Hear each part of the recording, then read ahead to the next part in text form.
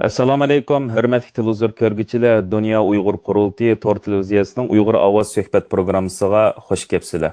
Bugungi aziz mehmonlarimiz Dunyo Uyg'ur qurultiyining muavin raisi Abdurshid Abdulhamid afandim bilan Dunyo Uyg'ur qurultiyining sobiq muvaqqat raisi va Anqara Hojattepa universitetininki dotsent doktori doktor Erkin Akram afandilar suhbat programmamizga xush kelibsizlar.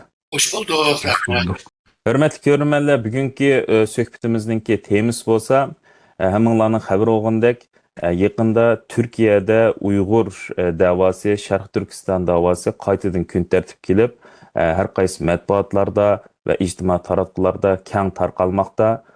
Bununla yaqında vətənimiz müstəmlik astidagi vətənimizə düşüyotqan beriyotqan jurnalist muxbirlarninki qaytib chiqqandan keyinki guvohliklari sababchi bo'lgan bo'lsa, yana ba'zi taraflardan bo'lsa, buningki oq ko'rinish qandoqdir, ajiba Xitoy va Turkiyaninki munosabati jiriklish qarab menayotgan bir ahvol bormidi degandek har xil ko'z qarashlar o'tirg'i tushmoqda.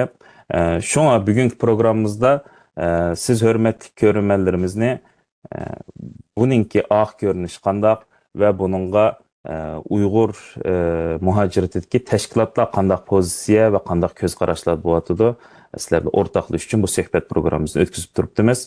Xo'sh, birinchi savolimni hurmatli Erkin Akram apandi sizdan boshlay. Sizning xabaringiz bo'lgandek, men yuqordim deb o'tgandek ahvollarga siz qanday qaraysiz? Türkiye bilan Xitoyninki munosabati mayli siyosiy, iqtisodiy, mayli rayon xarakterlik, mayli xalqaro saviyadagi munosabatlar bo'lsin. Yani her tarafninki kutgan bir seviyede emas. Bo'libmi Türkiye tarafdan kutgan o seviyede emas. Yani 1971'de bular diplomasi munosabatni qurgandan beri tüzükrek arzu qilgan bir seviyede olmag'achqa Türkiye bu jihatdan biraz tirishib kelyapti. Misalga Mali hükümetinin vaqtida 2015'ten itibaren bo'libmi 7-oyda şu Cumhurreis Erdoğan'ınki Xitoy ziyareti bilan birlikte Xitoy bilan yaqinlashish siyosetini boshlayotgan. Ama bunca yıl ötep gitti, yani 10 yıl ötep gitti.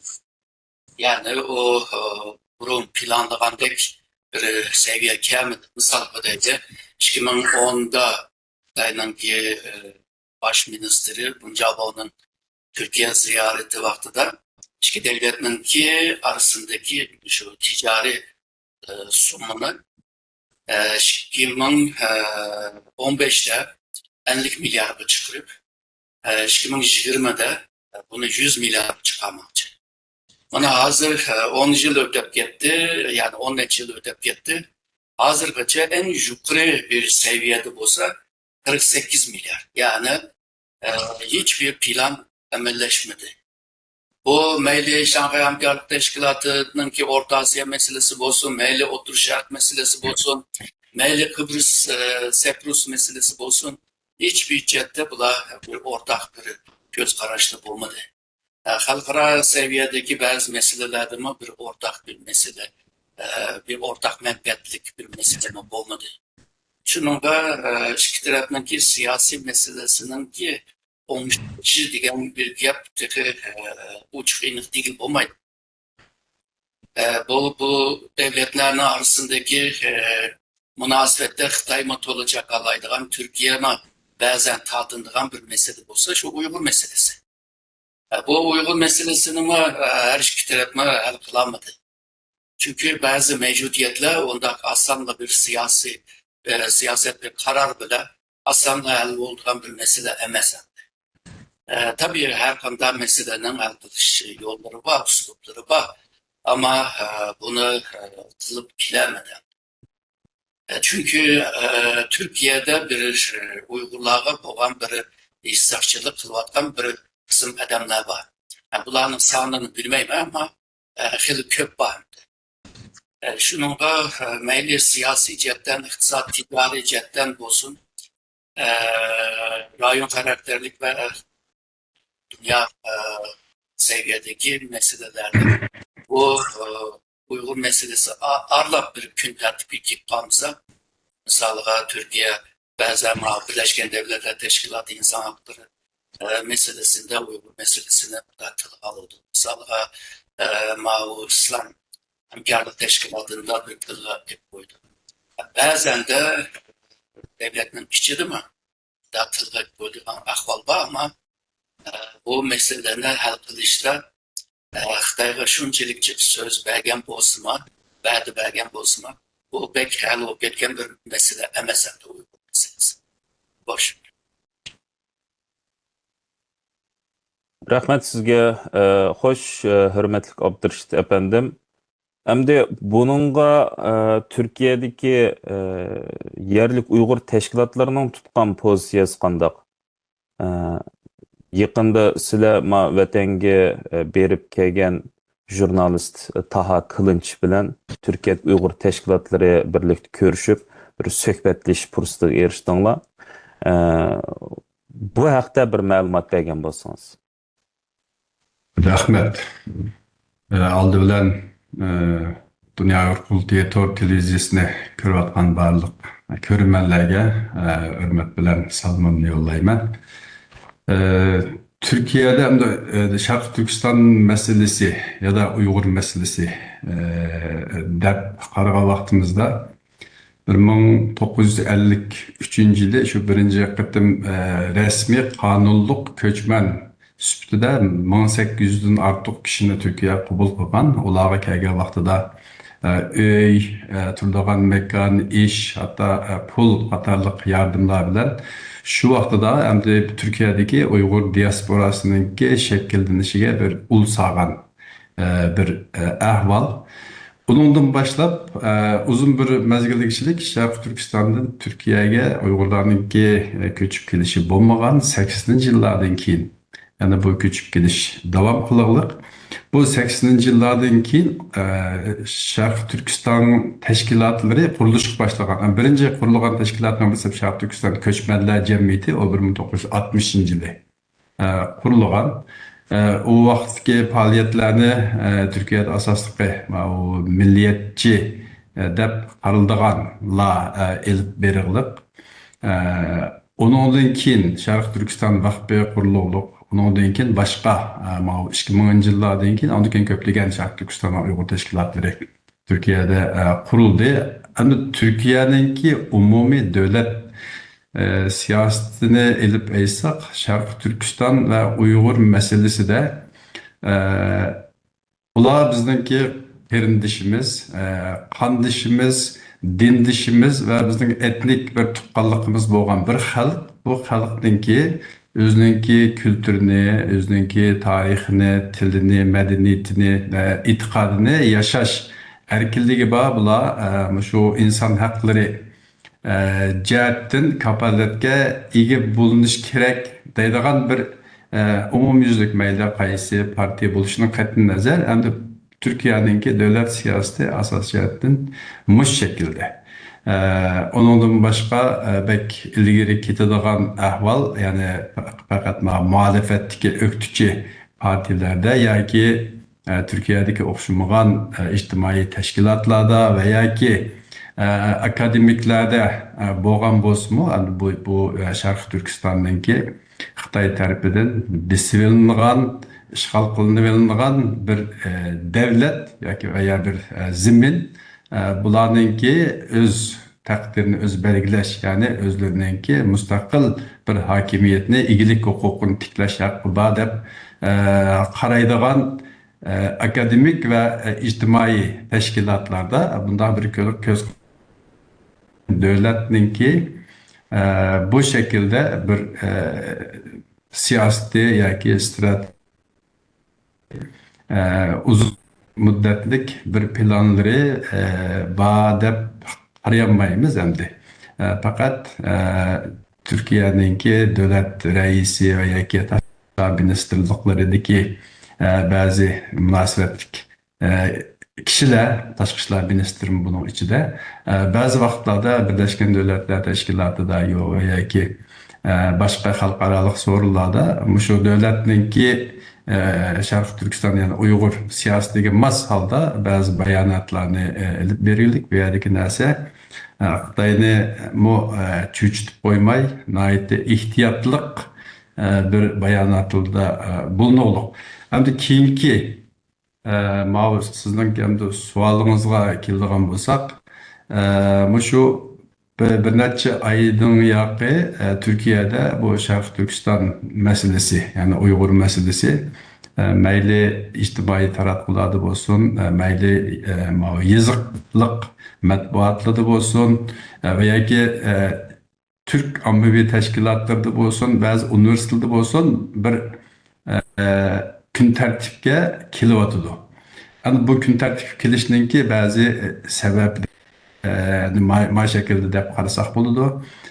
Bo'libmi 2017-yildan keyin Sharq Turkiston tamoman chet dunyo bilan aloqasi uzlulik va ketadigan hech qanday bir ahvol bo'lmaganlik. Ma keyingi bir ikki yildan yoqi chet ellik muxbirlar yoki sayohatchilar va yoki youtuberlar Sharq Turkistonga berib o'xshamagan shaharda o'ziniki o'xshamagan shakldagi ko'rgan bilganlarini axtaruvliq shu ijtimoiy tarmoqlar orqali. Hamda bu Türk jamiyatida ma'lum ta'siri bor kishilarninki ilib borgan faoliyatlari xalqqa ta'sir ko'rsatganligi uchun bu bir miqdor bir kun tartibga kelishiga sababchi bo'ldi. Bo'libmi keyingi shu 6-oyda Sharq Turkistonga berib kelgan Taha Qilınch degan jurnalistninki yozgan kitobi Turkiyada nihoyatda cho'ng g'ulg'ula qo'zg'adi va qisqa vaqt ichida ham 10 mingdan ortiq bir 10 kundak vaqt ichida 10 mingdan ortiq setilib, ya'ni ikkinchi nashrimi chiqdi. Bu shaklda bo'lyapti. Hamda bu Türkiye'de işgalip belki davamlık bu mesele Şarkı Türkistan Uygur meselesi gün tertipke kilip bununki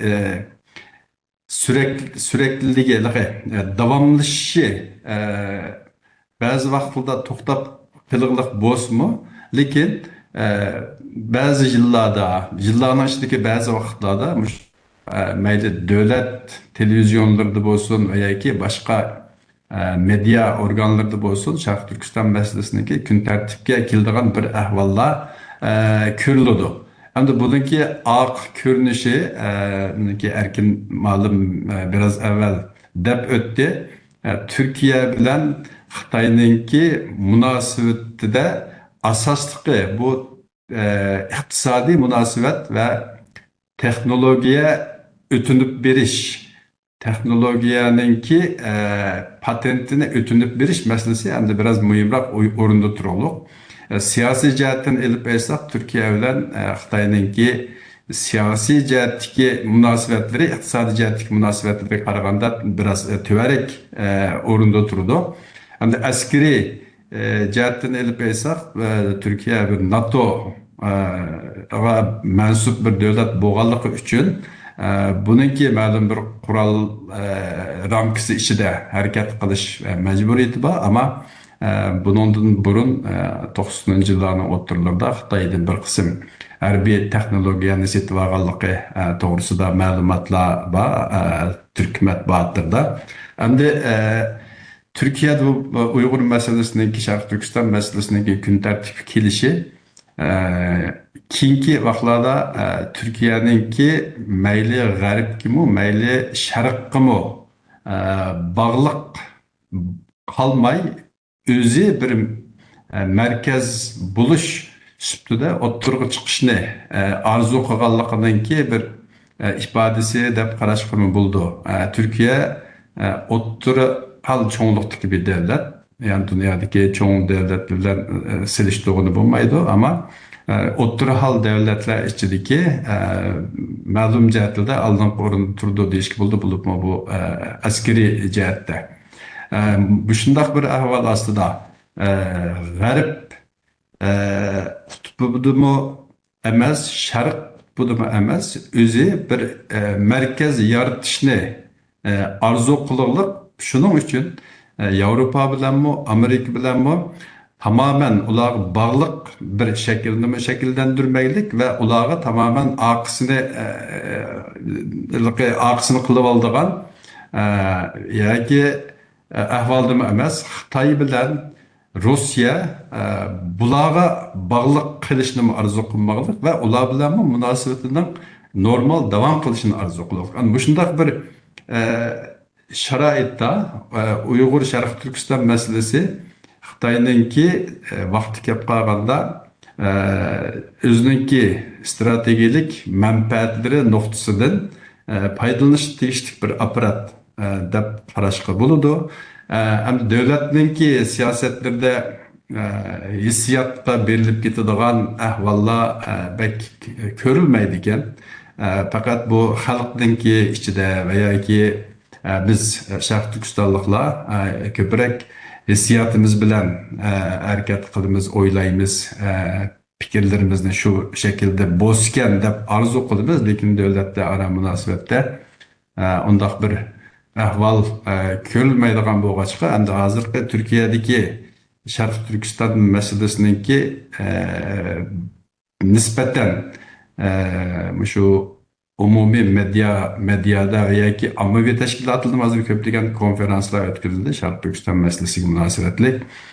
Bazı üniversitede mi konferanslar ötkazılyapti. Ondan keyin bu muhbirninki berip kelgandan keyinki yerdeki ko'rgan bilganlarini anlatgan kitabı Türkiye'de hali köp g'ulg'ul qo'zg'adi ve bu kishimi eng az hozirgacha 20 dan ortiq konferans berildi Sharq Turkistondagi meseleler bo'libmi o kishiniki eng asosli diqqat chekkan tarafi Sharq Turkistondagi diniy e'tiqod masalasi.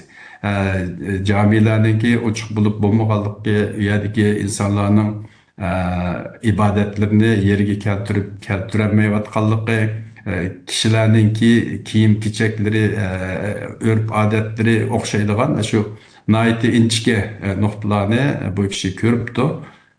Mushundaq bir sharoitda endi Turkiyaninki Sharq Turkiston masalasiga, Uyg'ur masalasiga nisbatan boshqa vaqtlarga qaraganda bo'libmi pandemiyadan keyingi vaqtlarga selishtirgan vaqtda nisbatan bir yuqori ko'tarildi. Rahmat. Sizga rahmat. Xo'sh, endi sizlarni yuqorida deb o'tgandek, hurmatli apandilar, bu Türkiye'ninki Uyg'urlarga tutayotgan pozitsiyasi ve Uyg'ur davosiga tutayotgan pozitsiyasi hammamizga ma'lum. Ve Uyg'urlarninki boshqa mayli Türkiye'de yaşayan Uyg'urlar bo'lsin ve yoki boshqa davlatlarda yashayotgan Uyg'urlar bo'lsin, siz ibay deb o'tgandek, hurmatli Abdurashid apandim, din ve ırk jihatdan qarindoshligimiz bo'lganlik uchun Türkiye'ge ve Türklerge bo'lgan mehrimiz, pozitsiyamiz, qarindoshligimiz bir boshqa davlatlarga va boshqa millatlarga qaragan chog'da. Shunga tabiiy holda ulardan kutadigan umidimizmi boshqa millatlarga qaragan chog'da sal zo'rroq bo'ldi. Hamda mushunda bir ahvol ostida gerçi Türk xalqi ochiq oshkor bizni qo'llab kelayotgan, Türk hukumati go'yo vaqtlarda, kerak bo'lgan vaqtlarda xalqaro sahnalarda Uyg'ur davosini, Uyg'ur masalasini kun tartibga kelib kelgan bo'lsa-mu, ijtimoiy taratqularda toz ko'rinarli shaklda tarqalmayotgandi.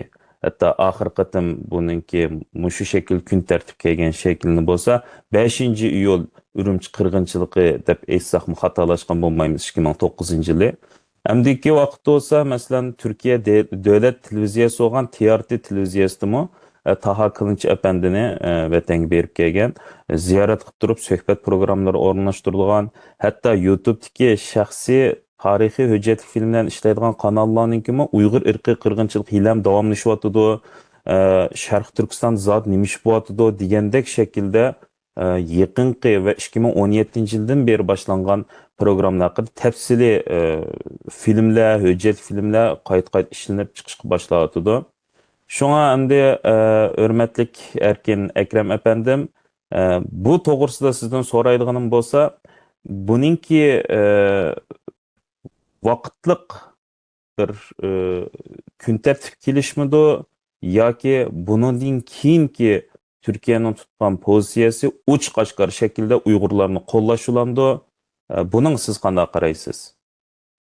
Hoş, bu bence bir vaktince bir ahvalda görmem. Çünkü 30 neçə yıl oldu Türkiye'de yaşadığım. Bunda vaktince mesela gün tertipki kepilişi ne çıkıtım yaşandı. Ama devletin ki siyasetine aylanmadı. Çünkü devletler arasındaki münasebetini İslam'a bilirse bu menfaat münasebeti. Yani birbirisiyle menfaat tekizgende onundaki münasebetler yakınlaşır.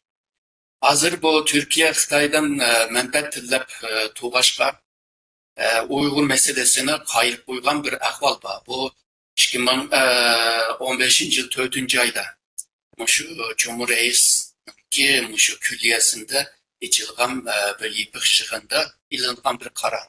Yani Xitay bile olan münasebette Uygur meselesine çıkıyordu. Bunun misalını şu Bulgaristan'ı misal aldı. Bunun Türkiye Bulgaristan'daki Türklerle arkadaşlattı. İki devletin münasebeti jirikleşip ketken. Keyin Bulgaristan'daki Türklerle arlaşmaydıgan karar ağandan keyin Bulgaristan Türkiye münasebeti yakınlaştı. Bu işine esas kıldı da. Hem de bu 30 neçə yıldan beri okşaş hikaye devam kılmadı. Bunu kanda hal kılış meselesi var.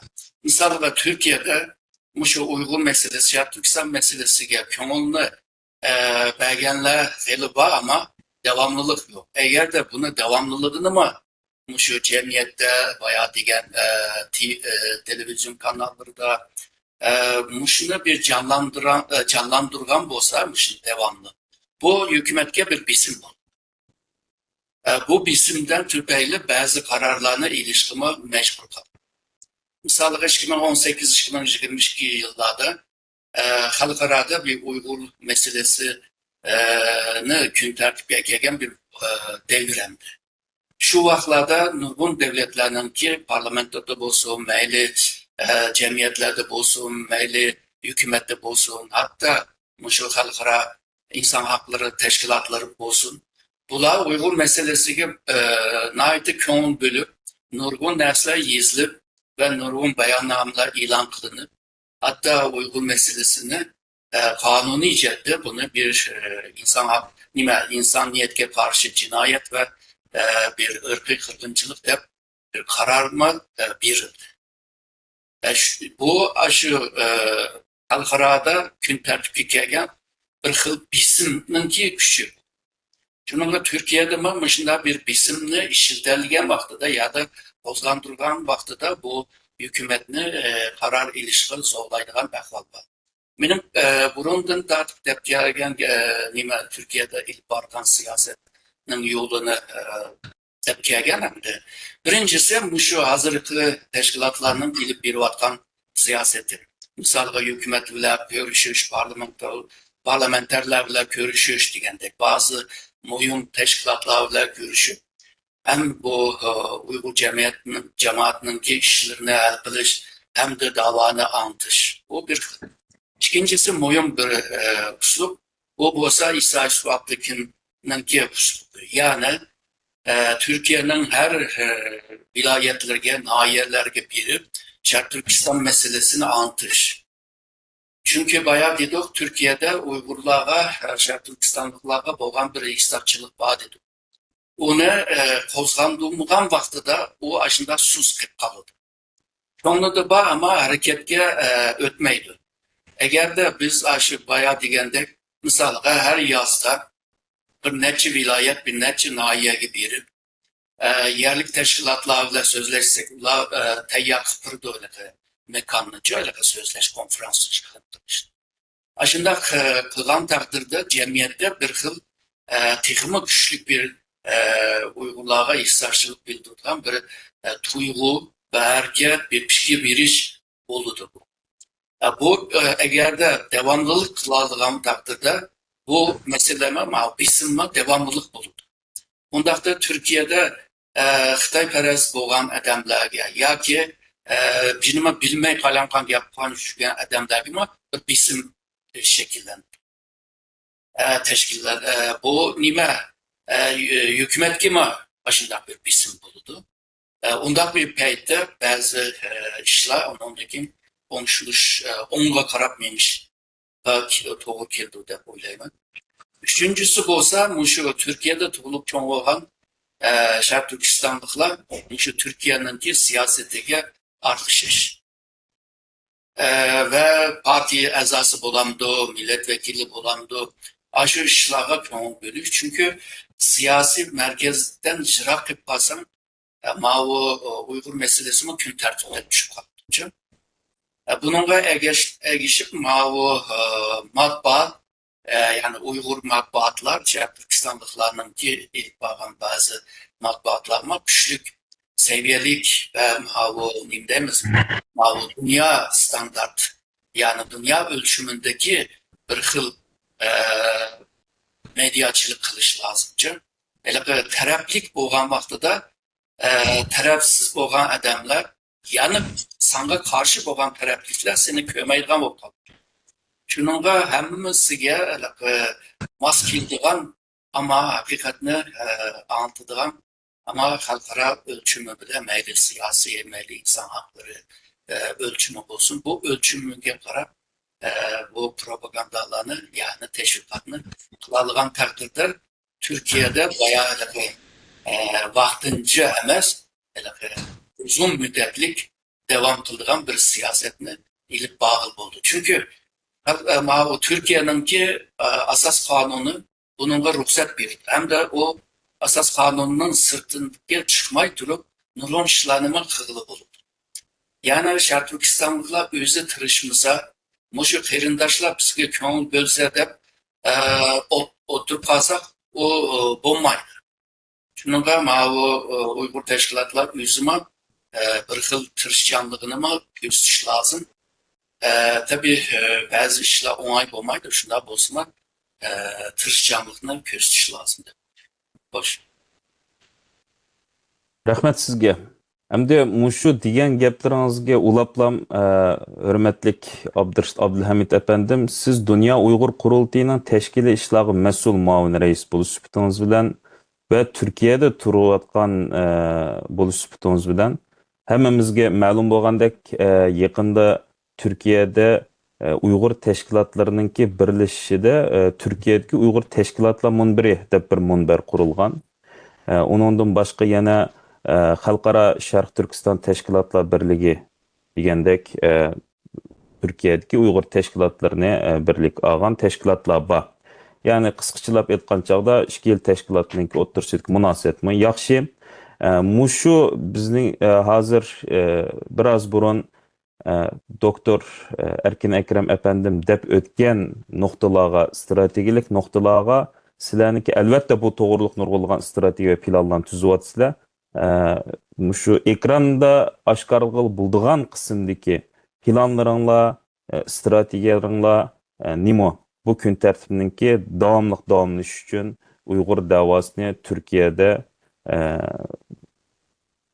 izchilligini gün tertib tutup duruş için tutuyotgan yolunlarını dep bergen bolsanglar. Bu mesele davamlaşıvatıdı. Bu Türkiye'deki teşkilatlarınki ortak hemkarlığını texmi güçlendiriş doğrusu da.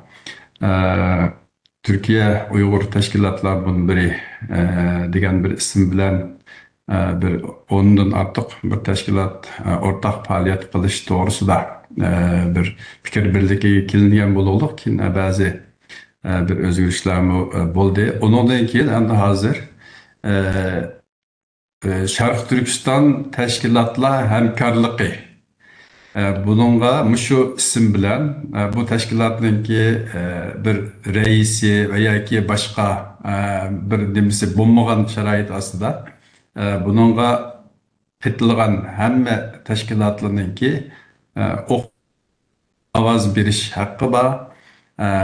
Hemmesi okşay salahiyatlı buldu. Bunun içinde Dünya Uygur Qurultayı vakfı var, Şarkı Türkistan Teşkilatlar Birliği var, Mağrip Derneği var, Şu Uyghur teşkilatlar munbirmi ba, ondan başka teşkilatlar ba, şunda 20'den artık teşkilat hazır bir yere kelip hem de bir to'xtamnoma, kelishimnoma imzolash bosqichiga keldik. Endi oldingi kelishimnoma imzolandi. Endi undan keyin oxirgi nusxasi shu yaqinda imzolanmoqchi. Bu yerdagi masala faqat o'rtaq elib beradigan faoliyatlarni birlikda şu teşkilatlar bize birlikte edip beriş. Mesela Cumhuriyet günü birlikte kutlaş, Ürümçi kırgınçılığı, Gulca kırgınçılığı, Barın İnkılabı, İlişko kırgınçılığı, Kurban Eid, Roz Eid, şunun okşaydıgan bizdeki 8 türlük, 9 türlük faaliyette bütün teşkilatlar birlikte elip beriş doğrusu da bir kelishimga kelingan bo'ldi. Bu bir yaxshi bir yuzlanish. Bu şekilde bundan keyin texmo mayda Türkiye'ninki munosabatli organları bilan bo'lgan aloqada bo'lsin va yoki zo'r tepilgan vaqtida birlikka kelib darhol bilish mexanizmasininki qurilishiga bir zimin hozirladi deb qarashga bo'ldi. Lekin har qaysi tashkilotlar normal vaqtlarda o'zlarininki nizamnomalari bo'yicha o'zlariniki faoliyatlarini elib bordi. Ama hozirgi dastlabki bosqichda shu 8 türlük mi 9 türlük meselede o'rtaq harakat qilish to'g'risida bir kelishimga kelingan bo'ldi. Endi Türkiye bilan Xitoyninki bu munosabatlardagi Sharq Turkiston masalasiga kelsak, yana qaytib kelsak, Xitoy bilan 2010 yildan boshlab ham tijoriy munosabatlar ortishga boshladi. 2013 yildagi bir sonliq ma'lumotlarda şu 3 milyar civarında Türkiye'ninki 3 milyar 300 milyon civarında Türkiye'nin dolar bir eksportu var ekan Xitoyga. Xitoyning o vaqtida 17 milyar dolar civarında Türkiye'ye eksportu var ekan. Yani Türkiye'ninki import qilgan malı Xitoydan 17 milyardan ortiq, Xitoyga eksport qilgan miqdori 3 milyardan ortiq. Bugünkü günde 2025 yılga kelgan vaqtimizda aradan 12-13 yıl ötüptü. Yanılam Türkiye'ninki Xitoyga eksport qilgan malning miqdori yana 3,5 milyar dolar atrofida. Xitoyning Türkiye'ye satgan malning miqdori 45 milyar dolar civarında.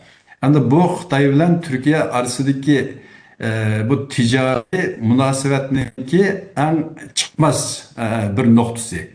Hem Türkiye deydi bizge Xitoy mablag' selish kerak deydi. Bu tamponlikni bir şekilde elib boramaymiz. Bu tamponlik bo'lmay turib, çünkü bu tamponlikni qo'g'dab qilish uchun Xitoyninki bevosita Türkiye'ye mablag' selish kerak deb nurg'un mablag' selishni kutdik. Lekin Xitoydan Türkiye'ye mablag' selishga noiti passiv harakat qildik. Şu angachilik umumiy mablag' miqdori hatta aklımda qolmagan bo'lsa şu 7 milyar dolar civarında ekan Xitoydan Türkiye'ye salgan umumiy mablag'niki miqdori hozirgachilik şu munosabat o'rnatgandan beri. Onundan başka bu yıllardan bu yan bu avtomobil meselesi, onundan keyin şu elektronik sahadagi meseleler, uçur aloqa sohasidagi Xitoy bilan o'rtaqlashish jihatidami naiti asta ilgirlash bo'lug'liq. Endi Türkiye mi ma'lum derecede bo'libmi şu eksportda asosli Avrupa, Amerika ve O'rta Sharq davlatlari eng asosli. O Xitoyga bo'lgan eksporti Türkiye'nin umumiy eksportining 1,5% atrofida. Şunlaşqa bu Türkiye bilan Xitoyning munosabatidagi eng cho'ng sıkıntılık ahvallarninki birisi. Endi biz arzu qilamiz-ki Xitoy bilan bo'lgan Türkiye'nin munosabati bir g'arb Türkiye'nin g'arbga bo'lgan qiyishi bizning uchun foydaliroq bo'lishi mumkin deb qaraymiz. Yevropa Birligi bilan Amerika bilan G'arb qimmat qarashini qo'g'daydigan, yaqinlaydigan davlatlar bilan Turkiyaningki yiqilishi Sharq Turkistondagi Uyg'ur va boshqa butun xalqlarningki kishilik huquq masalasi jihatda va boshqa huquqlarningki qo'llanishi jihatda Turkiyaningki kuchliroq bir ovoz chiqarishiga foydali bo'ldi deb qaray olamiz. Endi Turkiyadagi haqiqatan nurg'un tashkilotlar bor Turkiyada qurilgan.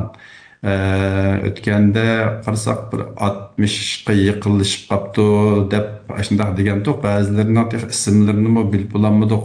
Hali shundoq ko'p tashkilotlar qurilgan. Endi bu tashkilotningki qurilg'ini albatta bir yaxshi tarafi bo'ldi ekan, hamda hamma tashkilot qurilgandan keyin atrofida ma'lum bir insonlar bo'ldi ekan, o'zi shu ma'lum bir sohada mutaxassislashib bir ishni ilib borsa, bu foydali bo'ldi ekan, bir-birini to'liqlaydigan. Ammo o'xshash tashkilotlar qurilib, hammasi o'xshash ishni ilib boraman degan vaqtida bu bir-birisi bilan ziddiyatni o'rtaga keltirib chiqadigan, unumi yaxshi bo'lmaydigan bir ahvolni o'rtaga chiqardi ekan. Shunlashgan bizningki shu keyingi vaqtida siz degandekidek Turkiyadagi tashkilotlar shu masalani ko'zda tutib biz birlikda harakat qilaylik. Hech bo'lmasa birlikda harakat qilishninki bir zaminini ulini solaylik degan maqsadda shunday kelishimda bo'lyotdi. Hamda Turkiyaningki Xitoy bilan bo'lgan munosabatini Sharq Turkiston va Uyg'ur masalasida hal qilg'uch rol o'ynaydi deb qarayolmaymiz. Çoğun G'arbningki eng kuchli davlat Amerika bugun. Dunyoga bo'layotgan voqealarga qaraydigan bo'lsak, Amerika o'tirg'i chiqib ba'zi masalalarda hal qilg'uch rol o'ynayotdi. Endi Xitoy bilan bo'lgan munosabatda belki unchla qo'lida kuchli bir kozur bo'lmay qolishi mumkin. Xitoymi endi keyingi vaqtlardagi o'zininki harbiy texnikasi bo'lsin yoki boshqa qaysi jihatdagi iqtisodiy jihatdagi taraqqiyotlari bo'lsa, buni ko'plab shu o'zining davlat mudofaa sohasiga ishlatishga, undan sirt shu yuqori texniklarni butun Sharq Turkiston miqyosida keng ko'lamli kuzatish kontrol mexanizmasini va bu orqali butun Xitoyga yeyish, Xitoydan olqib undan keyin chet elga eksport qilish shunday bir vaziyatlarda turliq. Hamda bu shaklda bo'layotgan bir ahvolda Sharq Turkiston tashkilotlari butun dunyo miqyosidagi hammasi bir strategiyalarini, o'zininki yo'l xaritasini qildigan ishlarni qaytadan bir ko'zdan kechirib bir o'rtaq harakat plani va yo'l xaritasini shart bo'lug'liq. Hamda bu inshaalloh kelgusi oldimizgi kunlarda buning bir ishga eshishini arzu qilamiz. Rahmat sizga tafsili tushuncha va ma'lumot berganingiz uchun. Hurmatli ko'ruvchilar, sizlarning xabaringlar bo'lgandek, bu biz yuqoridami gapini o'tgan jurnalist muxbir Taha Qilınch apandininki kitobi shu hatto 10 kun ichida 10 mingdan ortiq setilganligi haqida xabar bor. Onun ismi bo'lsa Kayıp Coğrafyanın izinde, ya'ni g'oyib bo'lgan coğrafyanın izida Sharq Turkiston sayohatnomasi degan kitob. U kitobninki ko'rgan vaqtida men temasiga qarabla Mamtimin Ushurninki Qum bosgan shahar degan kitobning temasiga o'xshatdim. Kayıp Coğrafyanın izinde degan temaga qarta. Bu haqda hurmatli Abdurashid Abdulhamid apandim, bu kitobni Turkiyada nihoyatda keng qiziqishga va olqishga erishgan kitob bo'lish bilan va Turkiyaninki Türk İslam dunyosidagi halqiliq roli nuqtasini ko'z tutgan holatda boshqa turkiy tillarga bo'libmi uningdan boshqa yana arab tiliga tarjim qilish va uni nashr qildirish planinglar bormi? Shunda bo'lgan chaqda bu turklarni Turkiyani hürmetleydigan, ben yukarıda atab ötken milletler bu türk bir muhbirninki vatan düşüp çıkan, öz göz bilen kögen bir kitabını tercümesini okup çıksa takım yaxşı oldu dep oylayman. Bunu bir tercüm kıldırıp neşr kıldırış planınlar barmı? Amaldaq bo'lyapti, hozir tarjima qilinyapti. Bu kitob o'tganda ko'rishgan vaqtimizda uyg'urchagami tarjima qilinyapti. Undan keyin arabchaga tarjima qilinganligini deb o'tdi. Uzun o'tmagan vaqt ichida arab tiliga tarjima qilinganligini. Ondan boshqa mana O'rta Osiyodagi bizning qarindoshlarimizga bo'lgan Türk Cumhuriyetlerindeki kardeşlerimizin tillerinde tercüme kılınışla buldu. Elbette bu kitabını tercüme kılış için biz mi eğer aşağıda talep bolsa bununki yazgıçları bilen, neşriyatı bilen görüşüp ona ma'lum bir resmiyetlerini becerip ondan keyin devam kılış doğru geldi. Endi bu kitap şundak bir yaxşı bir şaraitda yazılıp çıktı. Xitoy şu pandemiyadan keyin dünyanın her qaysi joylarida o'xshamagan davlatlardagi diniy atalmış dini zatlar, alimlarni yo muxbirlarni, ondan keyin boshqa akademiklarni da'vat qilib, o'zininki tayyorlab qo'ygan teatro sahnalarini ko'rsatib, Sharq Turkistonda Uyg'urlar mana shunday boy, xo'shal-xo'ram, yaxshi yashayapti. Bu yerda hech qanday undaq g'arbninki Xitoyni parchalash va Xitoyga qarshi turish, ojizlashtirish suiqasdiningki bir propagandasi tashviqotiga ishonmanglar, amaliyotda undaq bir ish yo'q deb bundaq bir tashviqotni qilayotgan vaqtda ham şu 9. ayınki ahiri Şanghaydaki ötküzülgen Şanghay İşbirliği Teşkilatı'nın yığından keyin bir kısım Türkiye'lik muhbirlarımı şu Şarkı Türkistan'a berip Ürümçi, Kaşqa, Turpan degandek yerligi berip Türkiye kelgandan keyin naiti keng doirlik uyada undaq bir zulüm yo'qkan.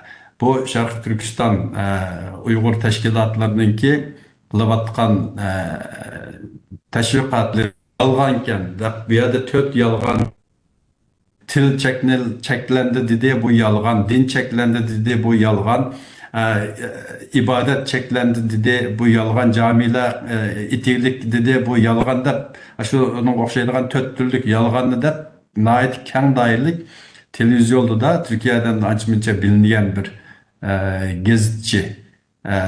Bu kişi ondan başka aşınanlarla birlikte bağlılar, Xitaylarınki bularını miman kılıp, oyuntup, Xitaylan pulu bilen bağlan boğaçka, nemini kögüsü gelse şunu körüp geliydik bular.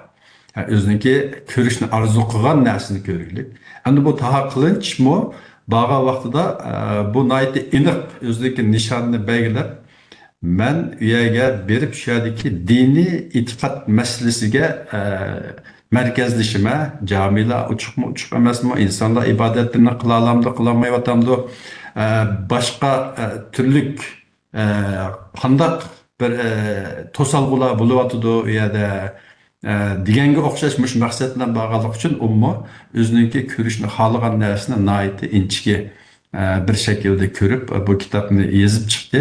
Bu kitob Turkiyada bo'libmi bu muhofazakor diniy jamoatlarningki diniy e'tiqod jihatda biroz kuchli bo'lgan, Turkiyada har xil o'xshamagan fikrdagi insonlar bor.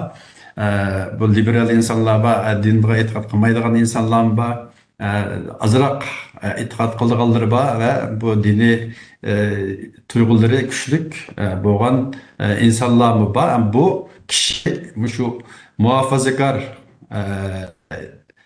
jamoatninki, muhofazakor xalqninki ichida tunilgan insanlar tarafından yaxshi ko'riladigan bir yozuvchi, jurnalist ekan. Shu arab dunyosidagi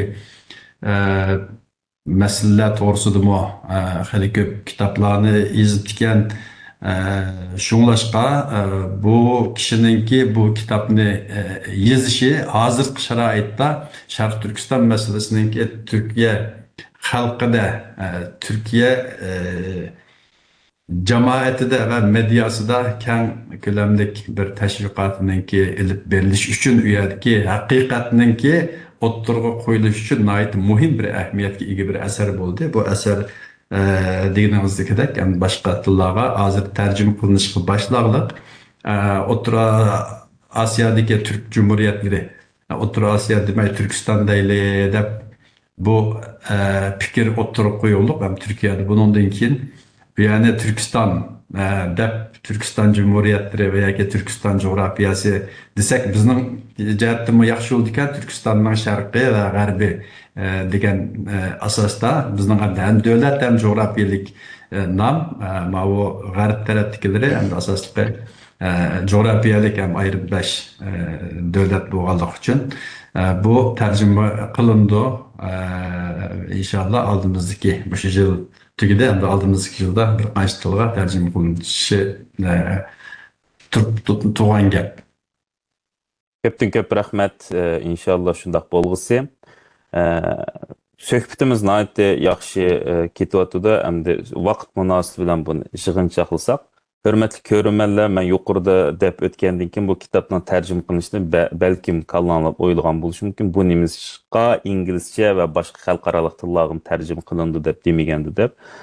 Hammalarning xabari bo'lganda Xitoyning ta'tir tashviqoti kuchli bo'lgan davlatlar, men yuqorida atab o'tgan davlatlardir.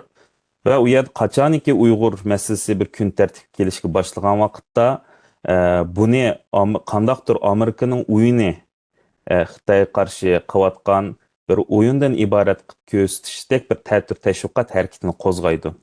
Va ko'pincha vaqtlarda bu muvaffaqiyatli bo'ldi, to'limi afsus.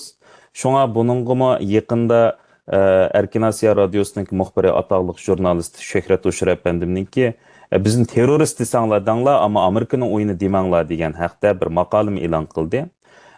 Hurmatli Erkin Akram apandim, sizning xabaringiz bo'lgandek qachonki bir Uyg'ur masalasi kun tartibga kelgan chog'da buningki oxirsida Xitoyning ta'tir tashviqoti bilan billa Amerikaning o'yini degan bir qalpoq bilan bu yepilib qoldi yo to'xtalib qoldi. Buningki oldini olish uchun, buning taqobil turish uchun Uyg'ur millati, jumladan Uyg'ur tashkilotlari qandaq bir harakatda bo'lishi kerak?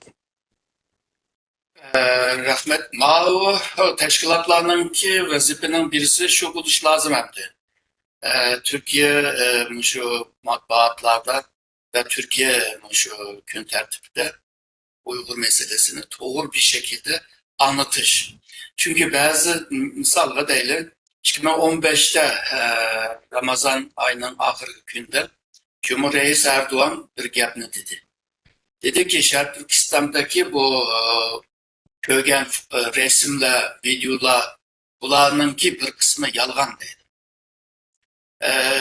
Va bundaq bo'lmabdiki edi. Ondan keyin Turkiyaninki Anadolu Ajansining muxbirlari, TRTning muxbirlari Urumchi Qashqarga berib tortib olgan resim bilan Cumhuriyetning gapini to'g'rilab berdi endi.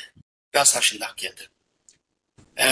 Yani Türkiye'de yalnızlar bazı kısımdaki insanlar bunu yalgan demey vardı. Cumhuriyet mi de vardı. Bunda bir peyte Türkiye'de bu Şarkı Türkistanlıklarının davatkan gapları hemisi şu yalganla okşaydı deydiğen bir düşünceme var. Bu işini yaxşı bilmeyi. Onun için Xitayperest gruplar var, partiler var. Bulama kişi böyle Xitay'nın ki menfaatini qoplaymiz deb so'zlab yurganda bu burundan tatiplandı. O'rta Sharqda bir mesele bo'lsa İsrailning o'yini, Turkiyada bir mesele bo'lib qolsa Amerikaning o'yini deydigan shunday bir qiliplashgan bir ko'z qarash bor. Shunga bunda bir gap chiqsa, Amerikaning o'yini deb bir gap chiqsa, nayta osonla ishondiroladi. Shunga bu xil ahvolga qarshi Şarkı Türkistanlıklarla şu tədqiqatlarını güçləndiriş lazım. Bayağı mən dedim bununki bir ölçümü var, akademik ölçümü deydi bunu. akademik ölçümde yazmasan, hissiyatlı, tuygulu, taraflik yazsan, çıkadan okup ketmeydi. Eğer de aş ölçümde, akademik ölçümde yazsan, çıkadan okuydu. O vakti de belki bir takabül turduğun bir ahval buluş mümkün. Bayağı degендek, mağu jurnalist ağanın ki kitabı bile okşaş, mağu çettelde izleyen kitaplar var. Ularını mı Türkiye'de mi Türkçe'ye tercüme kılıp Türkiye'ye mi tontuş lazım? Arap dünyasında tontuş lazım. Gerçi Arap dünyasında, Türk dünyasında aydın adamlar var. Yani bu işin bildik anlamı var. Şark Türkistan'da hakikaten bir zulüm bağlılığını bilirdi ama ularının avazı şu bir yere geçer.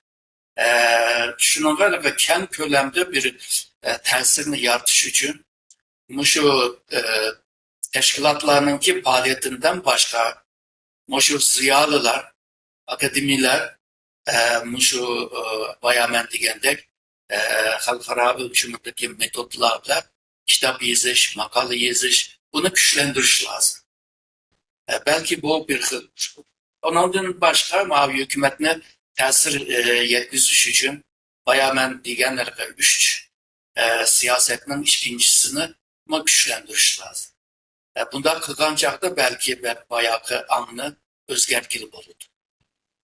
Mesela benimki akademik dostlar, ağınlarıma bak. Bunlar deydim şu Uygurlar, bir kısım Uygurlar şu terörist okağaşka bizma bir nersi değdiysek bizge karşı çıktık anlama bu teröristini nimde kollayısıyla de topudu deydi. Mesela 2016'da Maurena degen bir nime aşkanga biz kırıp Nurmadem öldürdü bu. Aş vaxtdaki baş minister, mavin baş ministeri kopup, bunu aksıda Uygurlar bağda ilan kılıp, Uygur'un namını mı bir yerde buzletti de. Ondan ki mavu Suriye meselesi, DAEŞ'çi Uygur meselesi mi, Türkiye'nin nurgun adamlarının ki Uygurlar boğan işkençilikini mi acizlaştırıp koydu. Onun için bayağı men degen Türkiye'de Xitay parastlama, Suriye'deki Uygurlar şu Türk askerlerle ok itibatıdır degen yalan yaplarını tutturup mışında bir atmosferini mi yardıvadıdır. Bununla karşı çıkış için tam karşı çıkış lazım değil mi? Ama tekimi ilmi, tekimi alakalı tesirlik üsluplarını işletiş. Ondan başka Xitay'ın her gün ilip bir vatkan şu teşvikatlarını mı esas ettirip mi ulağıma karşı çıkış için bir güçünü teşkil etmiş lazım. Bayağı dedik mavi jurnalist Tahar'ın ki kitabı çıkanın Tayvan'daki matbaatlarda, mavi sosyal medyalarda mı talaş tartışla bu gitti. Dedik Xitay'ın şu yüzüne ahlayman da çetellik şu muhbirlerini çağırıp geldi. Ama bazı muhbirler Xitay'ın ki küçükkeninin tədürünü anlatıp geldi. Ve o kitabını mı da çıkardı. Kitabının içindeki bazı bölümlerini çaplap kıttı. Şununla bu kitaplar olsa Xitaycısını mı tercüme kılış. Gerçi onunki okurmenler hamçilik buldu o bu deyimiz. Ama bunu uzun müddet oylaydıran olsak ve Xitay azı Şark Türkistanlıklarını bulup mu yaş ballarını, küçük ballarını Xitaycıleştiriş hareketine başladı. Her gün Uygurcusu aciz, Xitaycısı güçlü olan Uygurlar köpeğinden. Şularıma kirek o kaldı mı da kitaplarcı. Şununla Uygur cemiyetinde şu nime Xitaycınıma güçlendiriş lazım. Çünkü neticede en ahır bargamakta da şu Xitay'ın yapısı da istihdam diye. Şununla Xitay'ın halkıma anlatış bir vazifede görüş lazım deb o'ylayman. Xo'sh. Köpten köp rahmet, hürmetli Erkin Ekrem efendim. Undaqda söhbetimizni ayaqlaştırışdan burun 2 yıllardan sonra körünmenlerimizden ortaklaşqınlar bar bolğan xulas xarakterli köň sözüňler barmy? Mening deydiganlarni bayağı dedim hamda bu dava nayeti qiyin bir dava. Aslan bolğan bolsa bizden evvelkiler evlatlar ayıl bulatdı. muntazam harbiy kuchi bo'lgan, muntazam siyosiy kuchi bo'lgan cumhuriyetlarmi buni hal qiladi. Demakki bu bek ters bir ish. Shuningga murakkaban ters bo'lgandan keyin tirishchanlik va aql ikkisi birlashishga to'g'ri keldi. Shuningga bundaq xalqaro sahnada bu davoni ilib berish uchun boya degandek asan to'xtamaydi. Shunda bo'lsa ham milliy borç ve bu dini bir mecburiyet bo'lg'achqa hammamiz qo'l qo'liga berib bu ishni qilish lozim. Sharq Turkistonliklar uchun birla dushman bor, u bo'lsa Xitoy. Ya'ni dushman Uyg'urlarning arsida emas. Shunga ahamiyat berish to'g'ri keldi. Buni o'ylab yetgan vaqtida bu kuchni birlashtirib hem xalqarada hem Xitoyga qarshi ba'zi masalalarni hal qilishga yordamchi bo'ladi deb o'ylayman. Xo'sh. Sizlarga ko'pdan ko'p rahmat, hurmatli afandilar. Suhbat programmamizni nihoyatda mo'l mazmunliq va go'zal bo'lishiga turtki va sababchi bo'lganligingiz uchun. Hurmatli ko'ruvchilar, bugungi suhbat programmamiz mishada oxirlashdi. Keng qitimliq sonimizgacha ko'rishguncha omon bo'linglar. Men Riyosat Iftixor Abdurashid. Stansimizning YouTube kanaliga a'zo bo'lishni unutmanglar. Allohga omonat. Salomat bo'linglar.